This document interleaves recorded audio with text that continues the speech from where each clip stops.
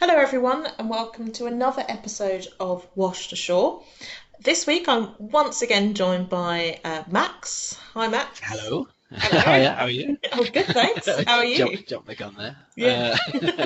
All good, all good. How are you?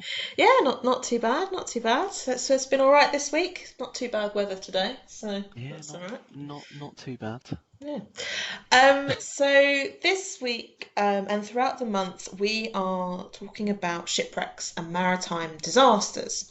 So I've asked some of my colleagues to pick a couple of maritime disasters that have either been either of a great interest to them, or have had an impact in some way or another, or just kind of sort of weirdly, morbidly fascinating stories. Hmm. Um, we're not really going to promise many laughs in this episode. I think that's a good disclaimer. Yeah, yeah. But So yeah, but it's fun. please don't listen to this if you're thinking I need a bit of fun today. Um, Yeah. but what we're hoping to do is kind of show the magnitude of these disasters, their importance, and actually how they can be quite fascinating subjects to study and understand. So you can learn more about shipwrecks throughout September on our social media channels and through our website. We'll be having a couple of online exhibitions and stories being published. And also feel free to look through our collection. There's a lot of material about shipwrecks and wrecking and all sorts of things in our ship Yes. plan and survey report collection and our casualty returns. So there's quite a lot of material about shipwrecks on our website. So, Max, we're coming to you first for your first maritime disaster story. Okay. It's yeah. This has been a really interesting topic. So I'm really keen to see what everyone else has done. For the rest of the month. But so the wreck that I've chosen, the disaster that I've chosen, is one that is fairly well known. For those of you that don't know it, it's the SS Waratah. It's sometimes referred to as the Australian Titanic. And it really remains one of probably the greatest maritime disaster mysteries, really.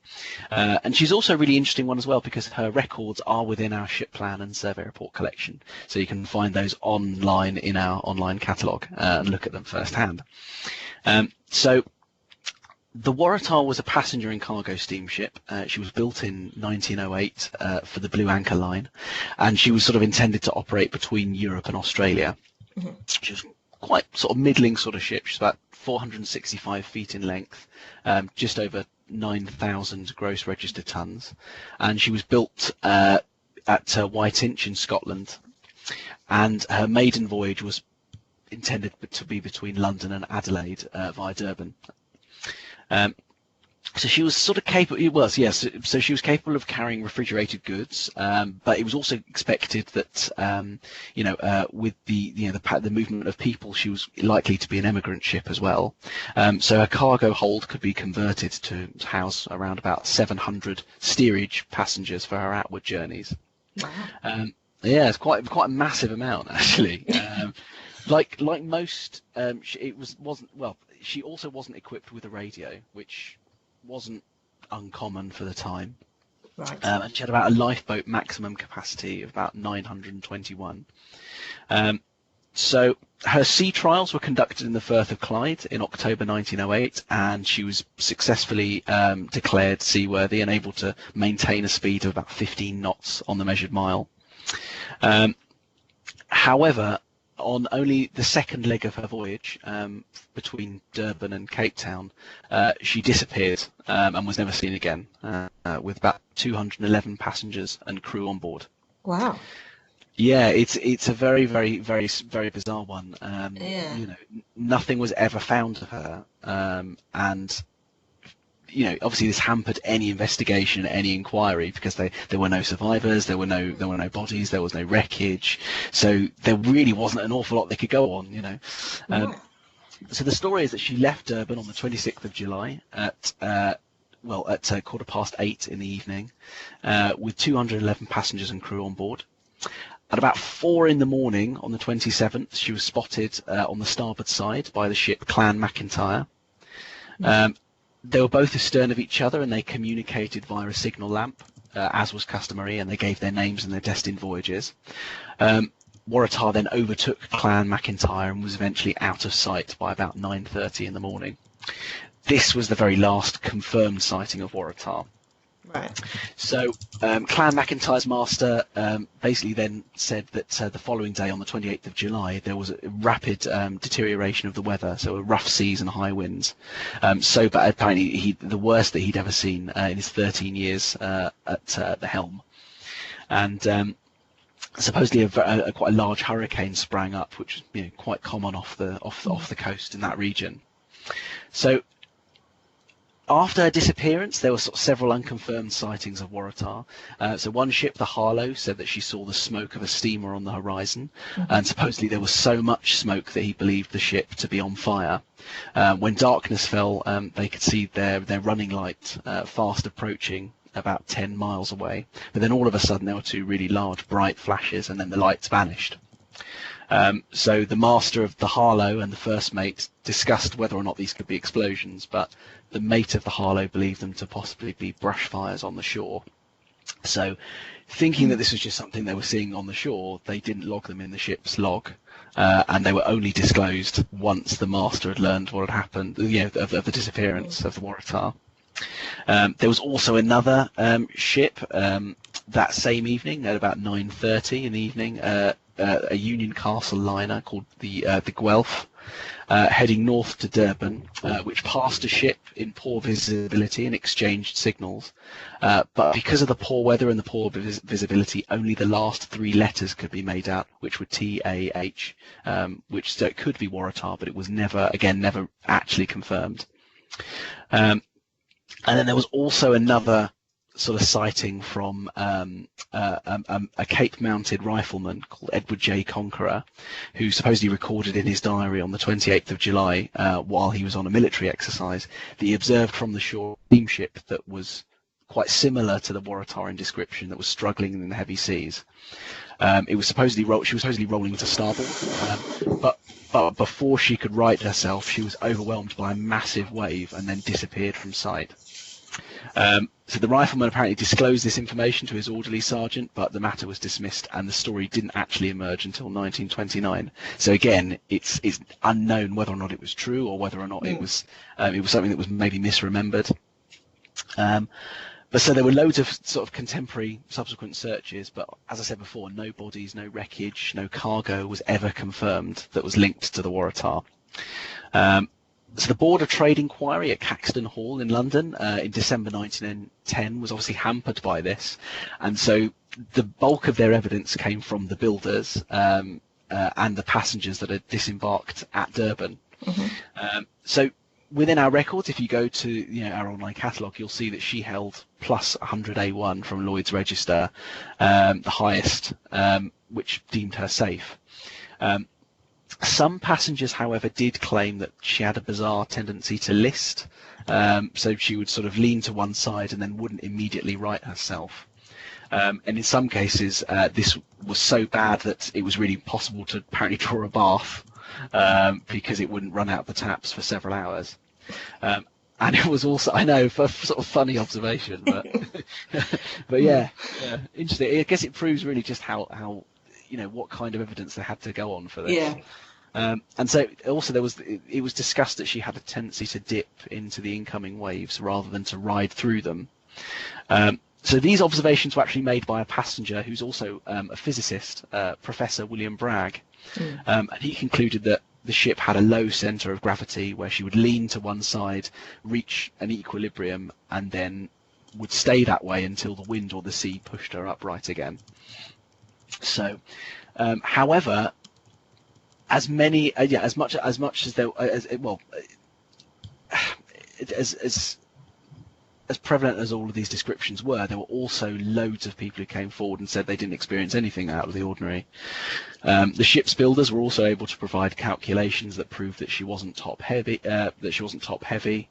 So the evidence was apparently very mixed, and there was really no satisfactory conclusion as to what had happened. The Blue Anchor Line wasn't blamed.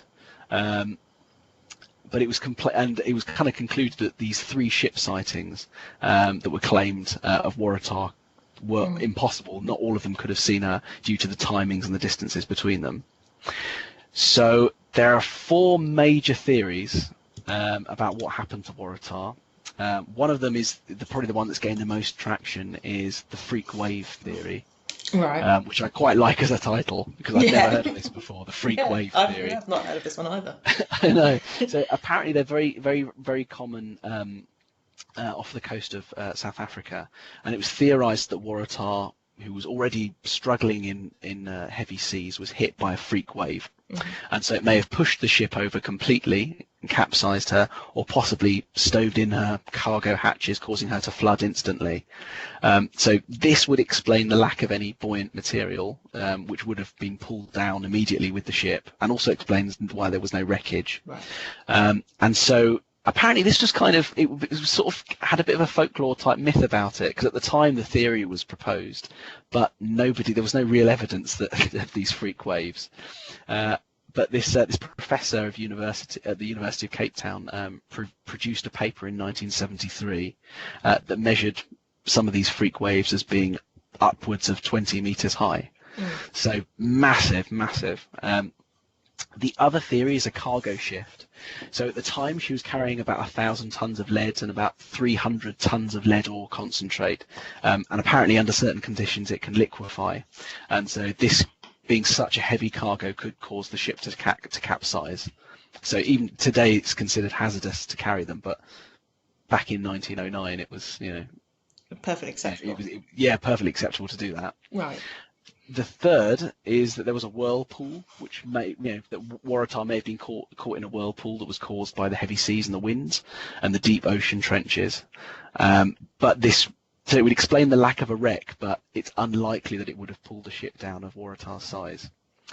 And the final one is that there was possibly some kind of explosion in one of her coal bunkers, where possibly the coal dust may have self-combusted, But whilst this is a possibility, it was also kind of rebutted with the fact that Waratah wouldn't have sunk instantly, and it's expected that the lifeboats could have been launched. There would have been wreckage. It's lots and lots of kind of unknowns like that. And ultimately, the inquiry generated enormous public criticism of the Blue Anchor Line, and the company was ultimately forced to declare liquidation in 1910, selling most of their ships to P&O. But what happened to Waratah is just, completely unknown, really. That's an incredible story. So what theory do you favour? What one do you think? Or do you have another one? I don't know. I don't know. I think it's a strange. I think the freak wave one is probably the one that has gained the most traction. It's probably the one I would put the most weight behind. I mean, it was so difficult because all of the testimonies of people were either after the inquiry or like many years afterwards, or they were for people that weren't anywhere near the area that she sank in. So there was certainly the weather conditions were very bad, and the Clan McIntyre said that there'd been a hurricane the same day. It's quite possible, like they'd said in the inquiry, that if she was already listing and already struggling in the seas, she may have just been completely overwhelmed and then unable to right herself immediately. I guess this is part of the thing with some of the maritime disasters we'll be covering, and of course many others, is that unless you find survivors or the ship or its records, you're going to have really no idea what happened to it. And I think that's part of kind of what's fascinating working in maritime history with our archive in particular, but also very frustrating sometimes when you want to track a ship's life. You've reached the end of its life and it's what happened to it, and the records can't say because they don't know at the time, and then there's no sort of evidence further down the line. No wreck is discovered eventually, or if a wreck was always there and then more work is done on it and you finally understand, that's what happened to that ship at that time. It's both fascinating and incredibly frustrating. Yeah, Uh, it's one of those. It still flummoxes mm, historians and marine archaeologists to this day. There was one wreck that was located in about 1977, mm, which was it was believed to possibly be Waratah, and there were several subsequent dives mm. leading them to confirm that it was Waratah. But then I think in 2001 there was a dive to the site that revealed it was actually a ship called the Nail Sea Meadow. So in 2004, this marine archaeologist Emlyn Brown, who'd spent about 22 years looking for Waratah, basically declared that he had no idea where she was. So you just Yeah, I mean, fair if you quite spent that long something. looking and then go, yeah, Yeah, actually it's can't find her. yeah. So Quite yeah, quite fascinating one, remarkable. really Yeah. fascinating Did one. So did yeah, anything if happen with Lloyd's Register after it, or were any no, changes made to the way in which ships were constructed, or is it just sort of lesson I learned? I think with Waratah, it was so difficult to establish whether or not Mm, anything was actually wrong, mm, because some people had said, oh, well, some passengers had said, yeah, absolutely, the ship was listing, she was unstable, she was a bit top heavy, wouldn't right herself, but the point was made that loads of these people that were not, well, obviously passengers that weren't used to the way that ships move in the yeah. water, and obviously the shipbuilders came and presented all of the right calculations. Mm, She'd passed all of the surveying inspections and everything mm, that Lloyd's Register had put her through. mm, Her sea trials had been extensively, it had been extensively undertaken. mm. So it was in that regard. I think that the inquiry was able to conclude that she was seaworthy. Yeah. She was maybe overloaded or something like that. But in that regard, there wasn't really a lot because there was just nothing to go on. They just didn't. They weren't really able to summarise whether or not there was anything wrong with the ship. Um, Oh, yeah. everything on paper added up. Yeah. So So it could yeah, just it be one of those horrible freak accidents, and we'll never know the actual answer. yeah, Um, yeah. Just could be the freak wave. Could yeah, be the with a freak yeah the wave. freak wave. But I'm gonna go freak wave. That's what I think happened to. I'm putting my weight behind that one. I think as Yeah, well. yeah. Yeah. I think it makes the most sense. But yeah, if anyone else has any other ideas or any other thoughts about it, yeah, please let us know. Yeah, do Yeah, do definitely. tell us if you ever find her, let us know as well Oh, absolutely, even better. if she's ever found. Uh, So what was your first shipwreck? so my one, I've gone for something a bit different and a bit further back in history. So I'm gone way, way, way, way back to 1120. What, this morning or? Yeah, yeah, it was about it was Okay. 11:20 this morning. I just had a cup of tea. uh, so so I've gone way, way back to 1120 in the 12th century. And the reign of Henry the First. So this is, of course, very, very much long before Lloyd's Register. But this was a disaster that almost sort of changed the course of English British history. So it was the White Ship. So the White Ship was a newly built ship at the time, captained by a chap called Thomas Fitzstephen, whose father happened to captain the ship for William the Conqueror during 1066. So, so he's got some good connections there. So this sort of new, quite fast. I think it was sort of seen as like, oh, it's all shiny, brand new, and high tech. Look at this amazing ship. Fitzstephen offered the ship to Henry the First because Henry the First was in Normandy and he was obviously wanting to sail back to England. And Henry said, no, got other arrangements, but I do have a huge party of people that I also need transported back, so they could use the White Ship. And in that party happened to be his son and heir, also called William, some of his illegitimate children, and initially Stephen, his nephew, who would eventually become King Stephen. So there was about 300 people that were going to board the ship, and before they set sail, they had a huge binge drinking session. and people got very, very drunk. Because people got quite drunk and quite ill, one of those was Stephen, and he said, "No, you know what? I can't get on the voyage."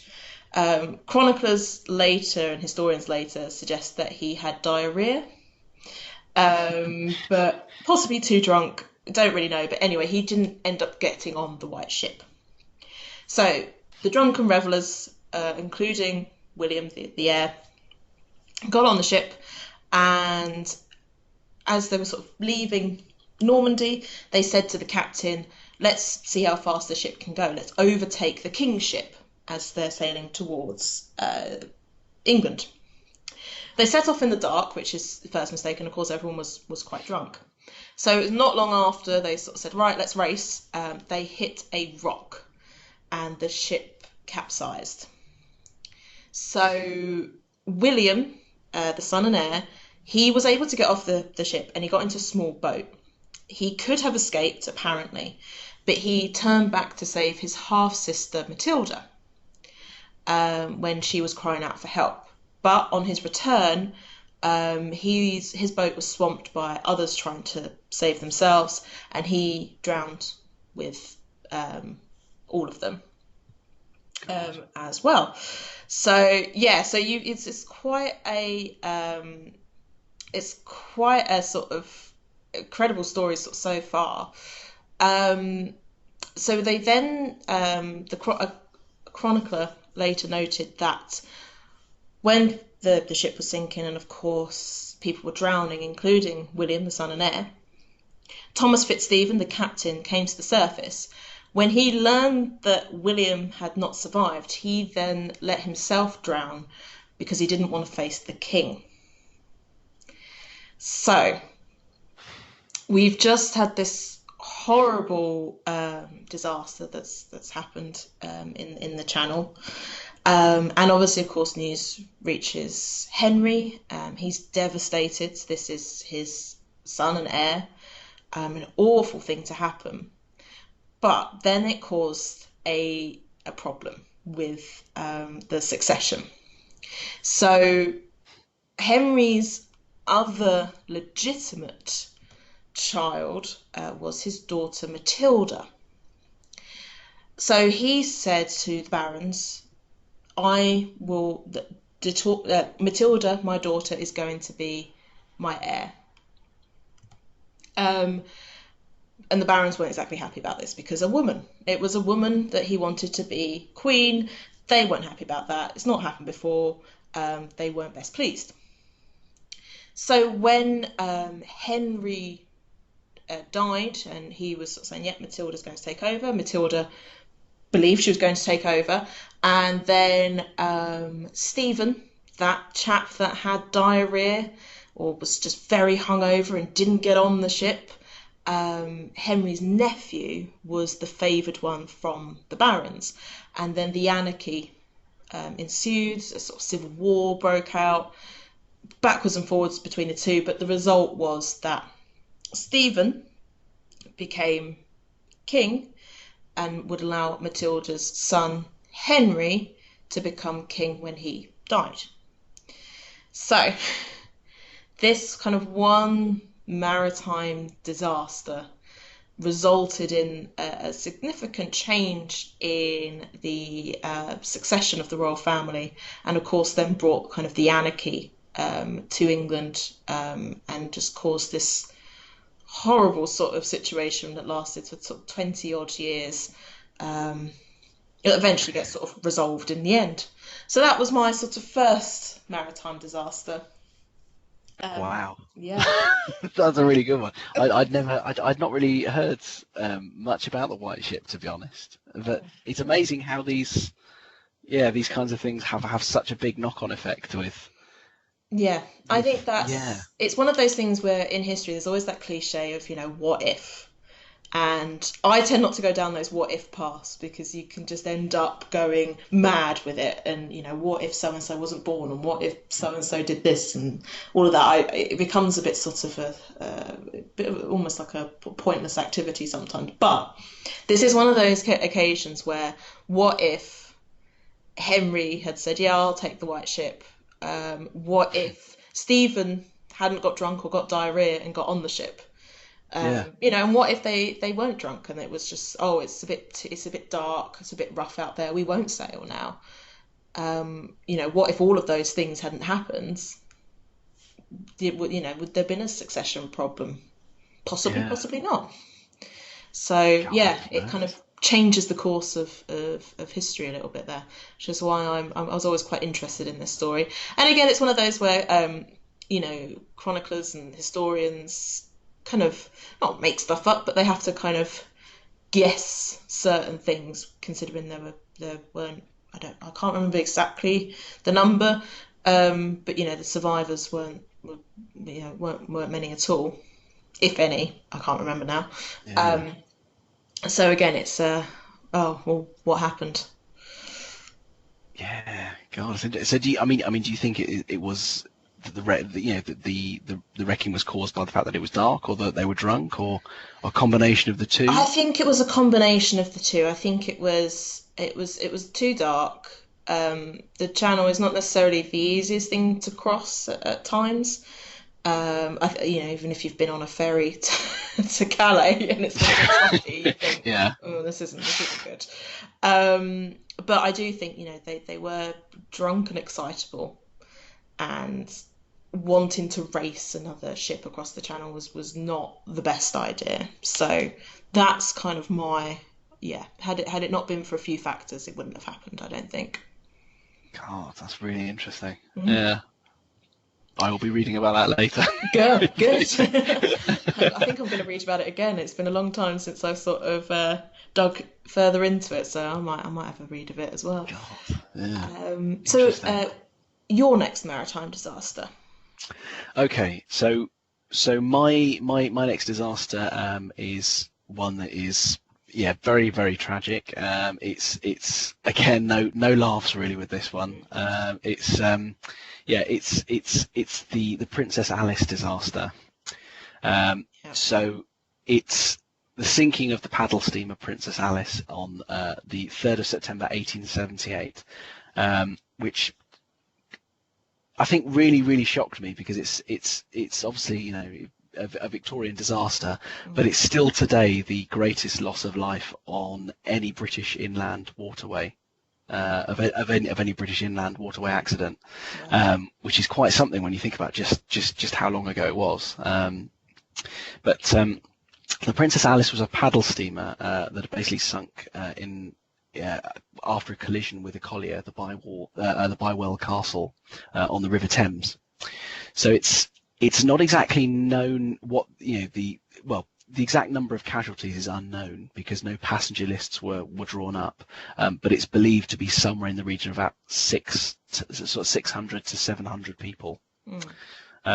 So the Princess Alice was constructed in Greenock in 1865 as the Bute, and was employed in Scotland for 2 years before being bought by the Waterman Steam Packet Company to carry passengers on the Thames.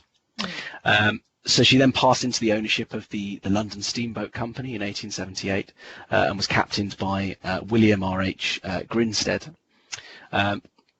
That same year, the Board of Trade certified her as safe, and she was given the green light to carry up to 936 passengers. So she was quite a regular sight up and down the Thames. She'd actually, in 1873, taken the Shah of Persia down the river to Greenwich, so she was actually kind of effectively known as the Shah's boat. So on the 3rd of September 1878, Princess Alice was setting out on a moonlight trip from Swan Pier, just quite near London Bridge, to Sheerness in Kent and back.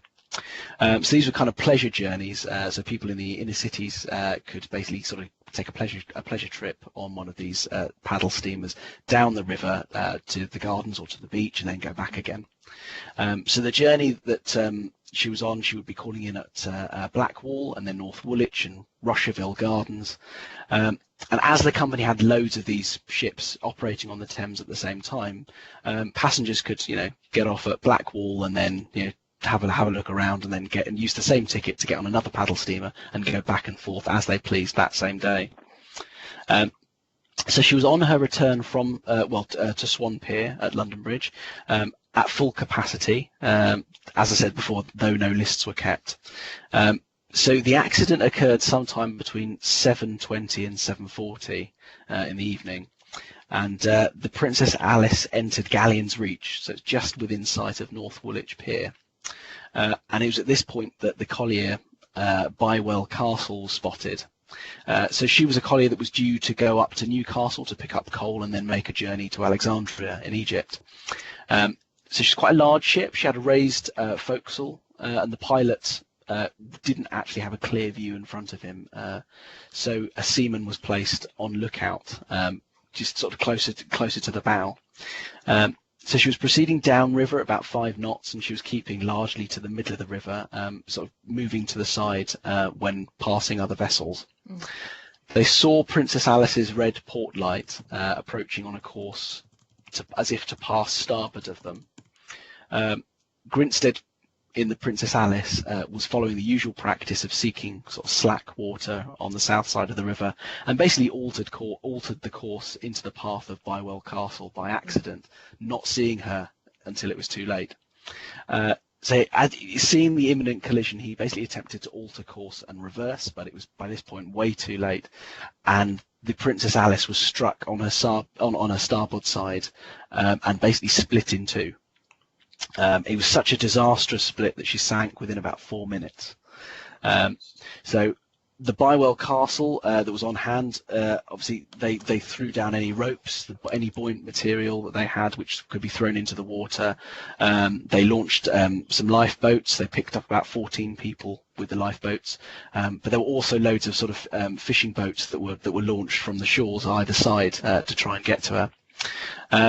It's said that apparently about only 2 people below decks were able to escape alive. Most of the passengers couldn't swim, and particularly it was noted with some of the women in those very large sort of Victorian clothes were obviously swamped and were sort of sucked down, weren't able to keep themselves afloat. So about 130 people were rescued from the water, but about these 130 of them obviously died after ingesting the water.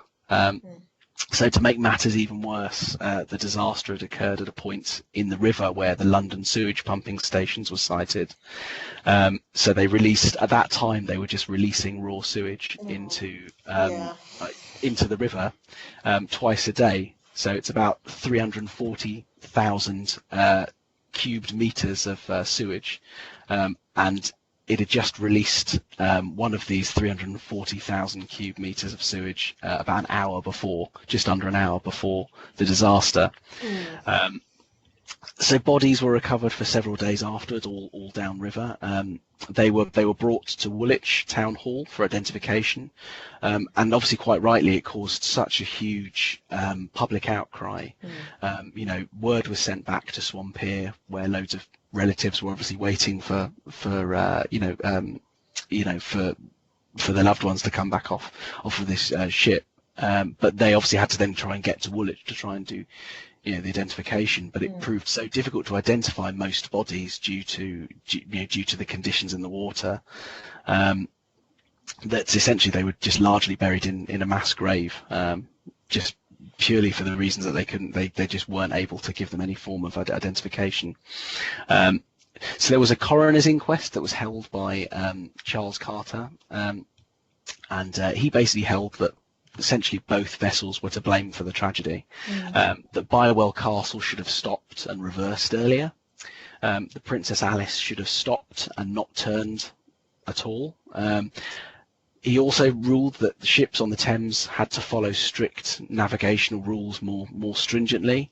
And he also said that the Princess Alice was seaworthy but wasn't sufficiently manned, was carrying too many passengers, and didn't have enough life-saving equipment on board at the time.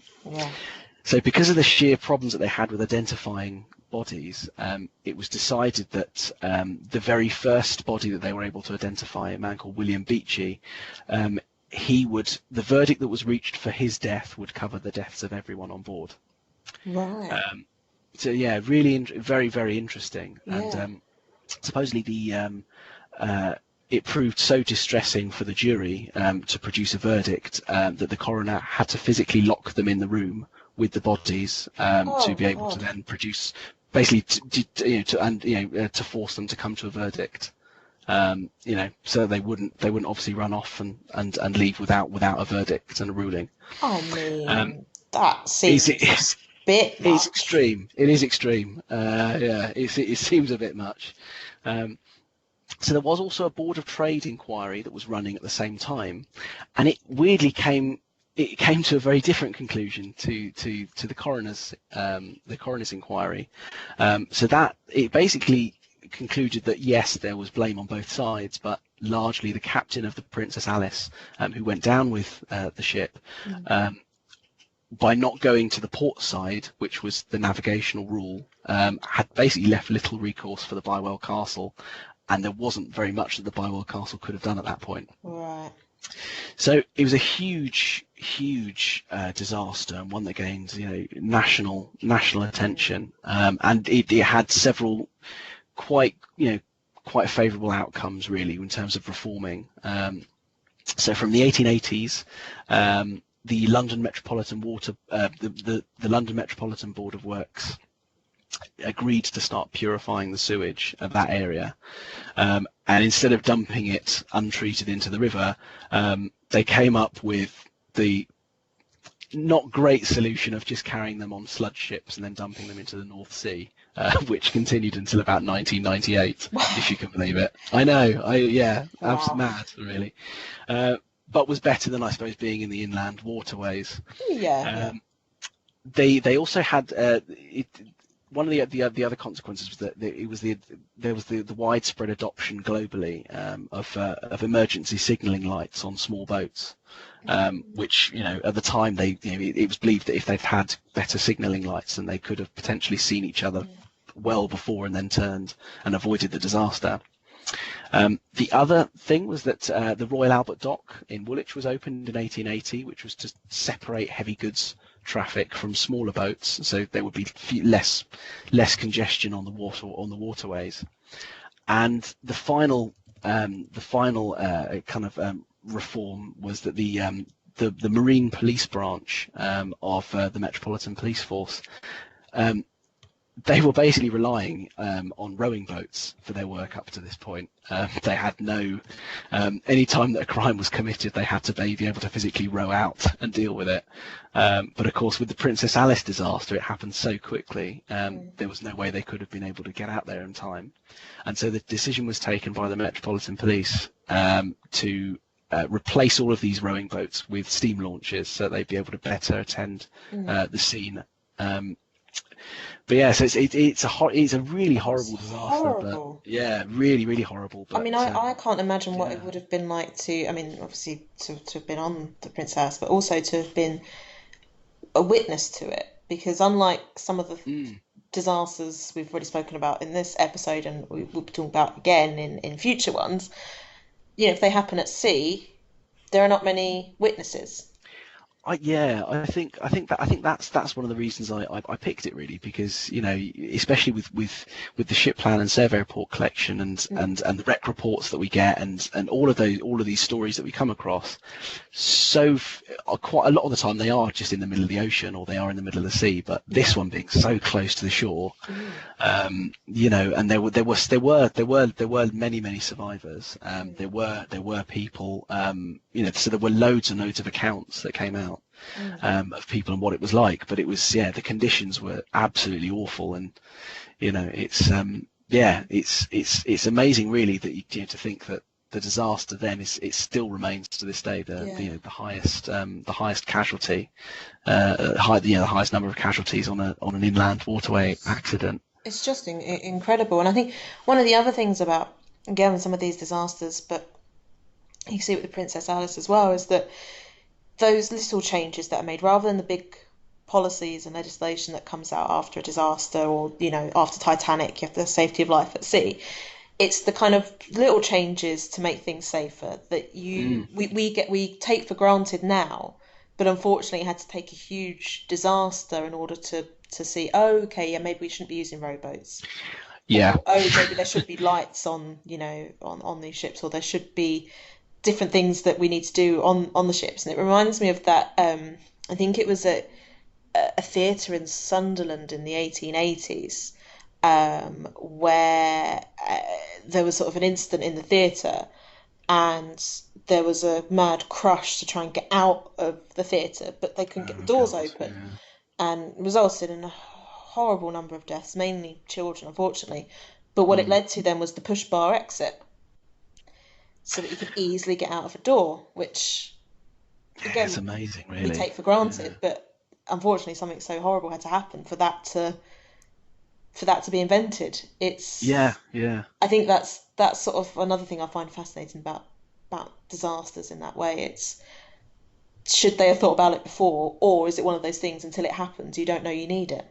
Yeah, I suppose it's that yeah, it's always that thing. I mean when we think about the number of the boiler explosions and Mm, things like that that we and pictures of these horrible, horrendous boiler explosions that we see within the archive, you think yeah, mm, it's amazing that it took yeah, it's amazing that it took these kinds of disasters really to sort of see such widespread change. yeah. But yeah, really interesting, really So fascinating. a sort of a weird coincidence, or horrible coincidence, with the sinking of the Princess Alice in 1878.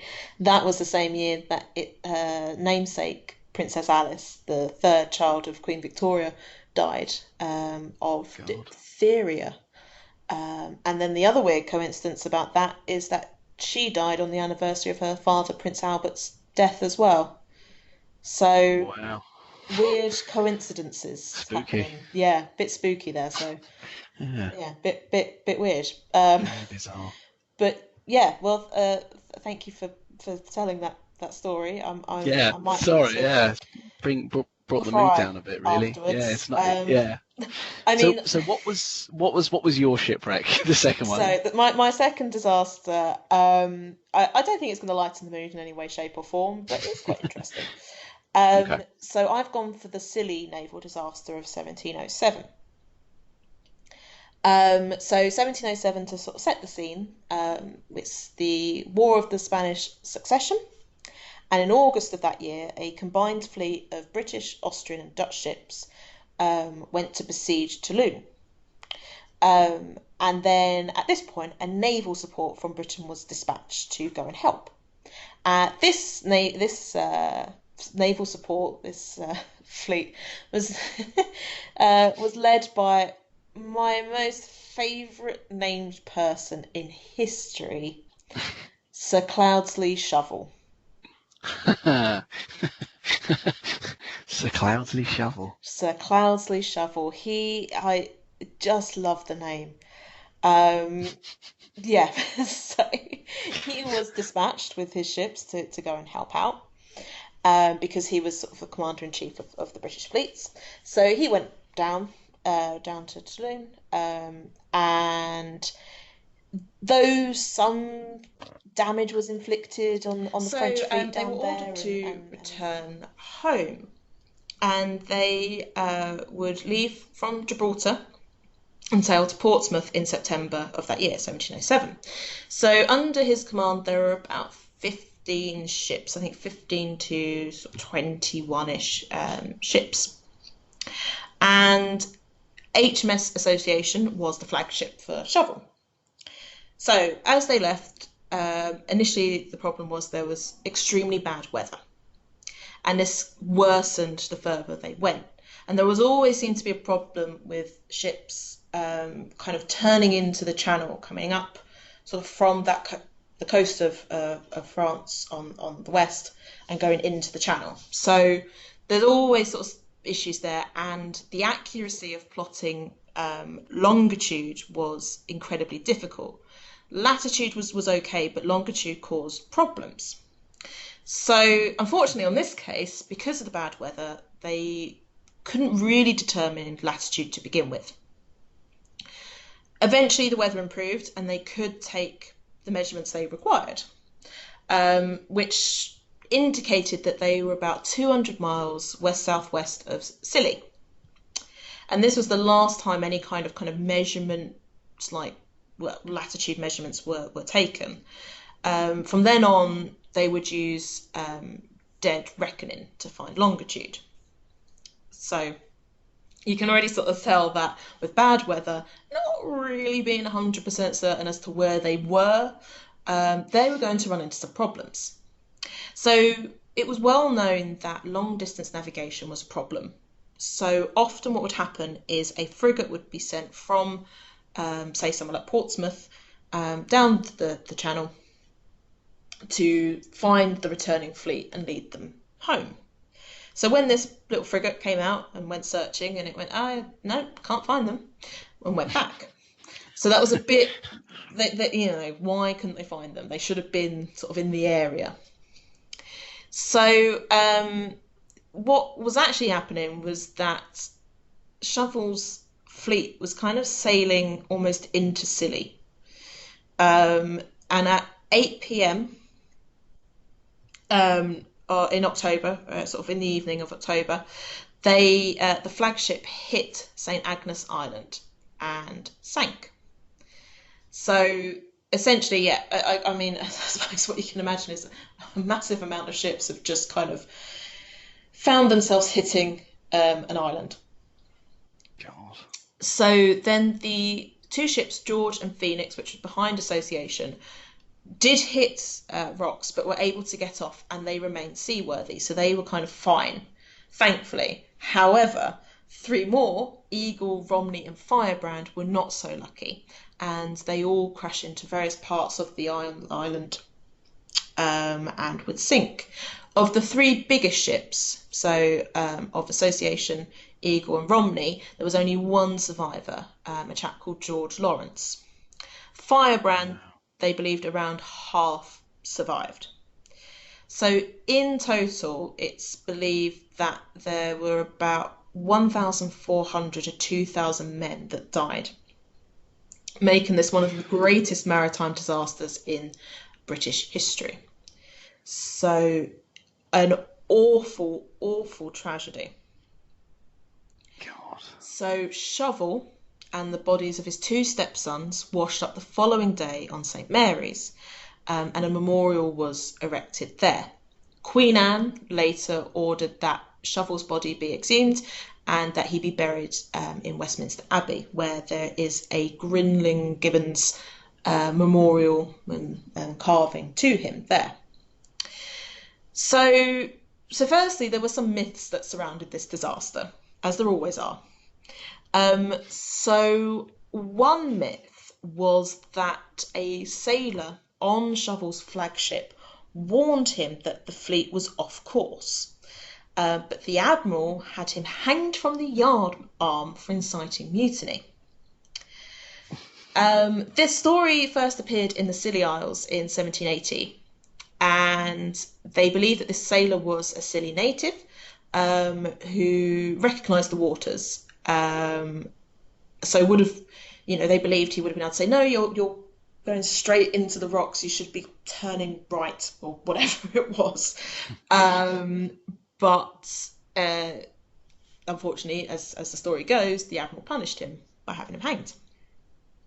So then it was claimed that because of this, the grass will never grow on the sort of where Shovel was buried and where the memorial is now, because of his tyrannical act against an islander. Possible, but not proven. Interesting, though. Interesting, yeah. Interesting. And another story that emerges around Shovel is that when he was found on the shore, he was alive, but barely. And then when he was found, a woman murdered him to take his priceless emerald ring, which had been given to him by a close friend. So there was sort of an issue in finding Shovel's belongings, and his family desperately wanted them back. So they didn't really find a lot. And then this woman on her deathbed apparently produced the ring and said, yeah, I killed him. But that's kind of been disproven. But, it's still, no one really knows what happened. Could have been murdered, poor guy. It's, a shame either way. So aside from myths, this horrific disaster led to some important changes in the maritime and naval world, and that was mainly around navigation.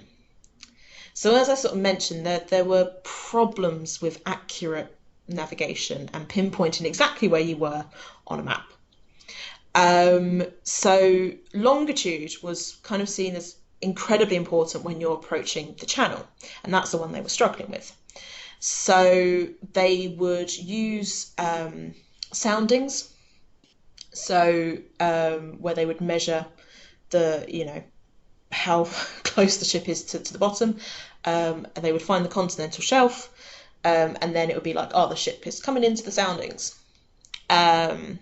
So it was approximate, and I think sailors who were frequently doing that route and were very good at what they did would become familiar with that sort of, yeah, this is where we are and this is what we should be doing. But this wasn't good enough, because clearly there were those that weren't that good, and who may have ignored those that were good. So in 1714, the Longitude Act was introduced, and this offered a series of rewards for the increased accuracy in which longitude could be measured and how in which it could be measured practically at sea. So it would be starting about £10,000 for anyone, which is, I think, maybe over £1 million in today's money. Maybe. Fair enough. Yeah, I mean, not bad. And then if that person said, yeah, I can get it to within this degree, but then the next person says, I can get it even closer, then that person would get more money, and so on and so forth. Which is, I suppose, is quite a good way of doing it. And then it was, it kept being increased. And then we have a chap called John Harrison, who's incredibly important in kind of geographical and navigational history. And he received more money than anyone else. So he kept improving. And he invented sort of tools that sailors could use at sea to measure longitude and latitude accurately. So had they had all of this before, maybe the Scilly naval disaster wouldn't have happened. Maybe Shovel would have changed course or understood better. The problem is, though logbooks survived from other ships, some of those ships weren't really on the same course. They might have turned slightly. So what Shovel had at his kind of knowledge and his resources will never be known. So it's very difficult to say, yeah, it was definitely because they messed up with, navigation. God. But was it because of that?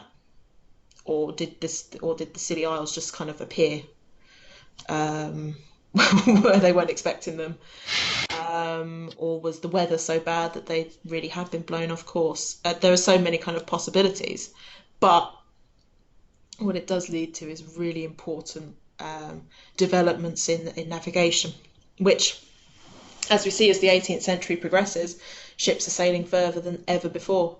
So to be able to accurately calculate, distance and measurements was just so important. Yeah, God.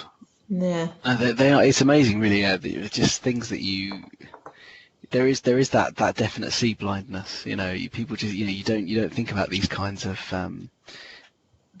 things. In terms of innovations and technology to just for navigation and things like that. It's just how much this must have revolutionised the maritime world, and just how many lives it must have saved. But I mean, just incredible. And again, something I think we take massively for granted is no matter what form of transport you're taking, but I guess particularly on a ship or a plane, you just assume that they know exactly where they're going, which today the technology is so vast that they probably do accurately know where they are. And if a ship was to go missing or to a disaster was to happen, or a plane was to go down, maybe 9 times out of 10 you're going to be able to find said ship or said plane because you can plot exactly where it is. But that wasn't always the case, and still it still goes wrong. And I think we've all been in a car where a sat nav's taken you um, Yeah, into a that's yeah, pond or something. that's So, true enough. you know, but unfortunately, again, a disaster like that had to happen for change to be made. God, yeah, it's really interesting. Mm, Very interesting disaster. yeah. Well, that was quite a journey through some horrible moments of history. Yeah, yeah. Let us know, our listeners out there, what you think. Do you have any theories about what happened to the Waratah? Do you have any further knowledge on the Scilly naval disasters, or the Princess Alice, or the White Ship, or anything? I'm sure there have been moments, definitely in my stories, where I may have butchered some of the information. But this is just to give you a real sort of overview of what these disasters were, and of course, there's so much more behind them that we really do encourage you to read about them and understand how important they were. Yeah,